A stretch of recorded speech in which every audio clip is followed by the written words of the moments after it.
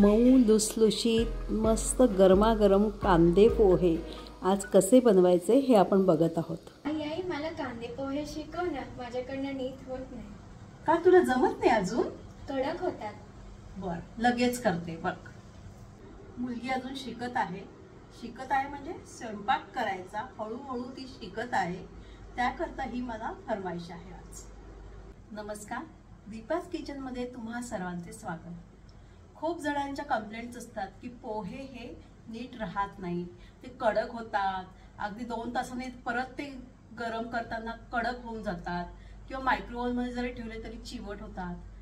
तर हे सगळं टाळण्यासाठी काही ट्रिक्स मी तुम्हाला दाखवत आहे की कांदे पोहे किंवा बटाटा पोहे तुम्हाला जे टाकायचं असेल त्याच्यामध्ये जे इन्ग्रेडियंट्स टाकायचे असतील ते सगळे टाकल्यानंतर सुद्धा पोहे मऊ कसे राहतात हे मी आज तुम्हाला दाखवत आहे। चला तर मग लवकरच सुरुवात करूया। मी इथं 2 बाउल जाड पोहे घेत आहे।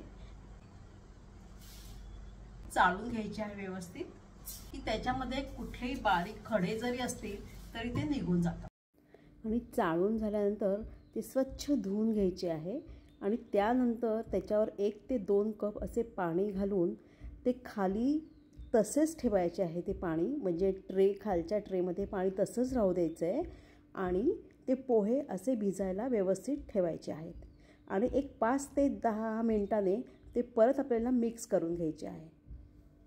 साधारण इथं आपल्याला 3 ते 4 चमचे तेल घ्यायचे। तेल खूप जास्त वापरण्याची गरज नाही आहे। तेल गरम होताच 1 चमचा मोहरी आणि अर्धा चमचा जिरं, त्याचप्रमाणे इथं मी 3 ते 4 हिरव्या मिरच्या घेतल्या आहेत आणि साधारण 1 टेबलस्पून शेंगदाणे पण घेतले आहेत। ते दोन्ही एकत्र व्यवस्थित परतून घ्यायचे आहे आणि हे जरा सिम गॅसवर ठेवायचे। आणि आता यातच कांदा टाकायचा आहे। मीडियम साईजचा कांदा घेतला इथं। आता यामध्ये आपल्याला अगदी अर्धा चमचा हिंग टाकायचा आहे, हळद टाकायची आहे, मीठ टाकायचं आहे।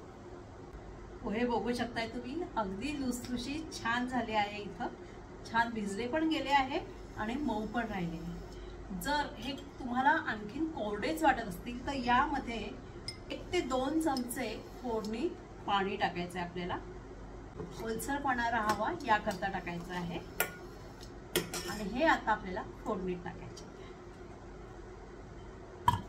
आणि अगदी हलक्या हाताने हे आपल्याला परतून घ्यायचे परत आणि चवीपुरता साखर टाकायची आहे। तुम्ही बघू शकताय अगदी मोकळे सुद्धा झाले आहे आणि अगदी लुसलुशीत मऊसर असे हे पोहे आज तयार झाले आहेत। सिम गॅसवर हे 5 मिनिट वाफवायचे आहे। तुम्ही बघू शकताय पोहे अगदी लुसलुशीत असे सुंदर झाले, मऊसर दिसत आहेत ते। आता हे सर्विंग करताना आपल्याला त्याच्यावर कोथिंबीर आणि ओले खोबरे घालून हे छान गार्निश करायचे आहे। अशा प्रकारे ही पोह्यांची रेसिपी तुम्ही जरूर करून बघा। सकाळपासून ते संध्याकाळपर्यंत तुम्हाला कुठे पिकनिकला जायचं असेल किंवा शाळेच्या डब्यामध्ये तर हे अशा प्रकारे तुम्ही ही रेसिपी करून बघा आणि माझा हा व्हिडिओ तुम्हाला कसा वाटला जरूर कळवा। अशा रुचकर रेसिपींसाठी दीपाज किचनला सबस्क्राईब करा आणि बेल आयकॉन क्लिक करा म्हणजे तुम्हाला नवीन रेसिपी मिळत राहतील।